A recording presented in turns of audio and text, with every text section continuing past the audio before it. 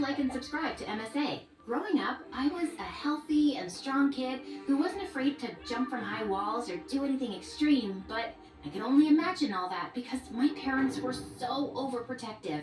Once when I was 4 and mom took me to the park, I started doing handstands and cartwheels with another child, and all the moms were cheering us on. But my mom started to panic. Lily, where did you learn to do those dangerous stunts? From TV. There's this cool dance program and... Enough. We need to go home. From that day onwards, Mom and Dad stopped watching anything with dance, gymnastics, or any physical activities.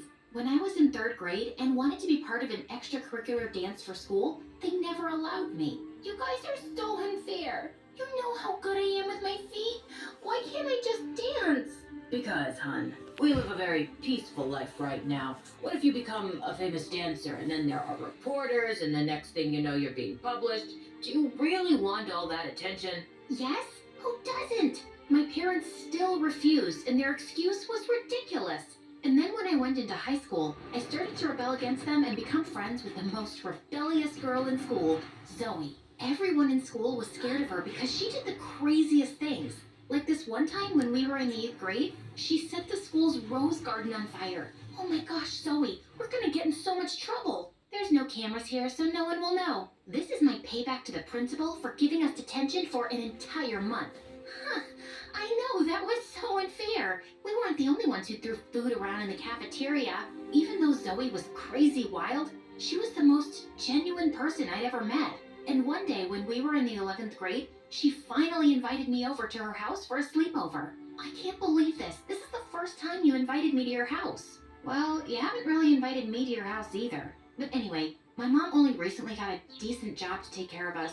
We struggled for a really long time after my dad left. Oh, I'm sorry. You mentioned us. I assumed that you were an only child.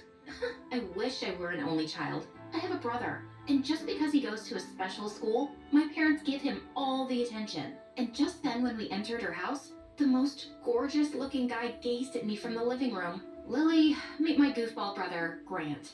Hi, Grant. As we walked past him, Grant winked at me and I blushed so red. I was definitely gonna enjoy my sleepover. Zoe's room was exactly what I expected it to be. Creepy and a little scary since she had bats hanging from every corner. And then her mom came into her room limping. I made you girls some cookies. So glad to finally meet you, Lily. Zoe's mom was so sweet, but Lily told me she was sad most of the time. And when I asked why, Lily said she didn't want to talk about it. I was really moved by the story. And then Zoe broke the ice by slamming my face with a pillow. Pillow fight! We had loads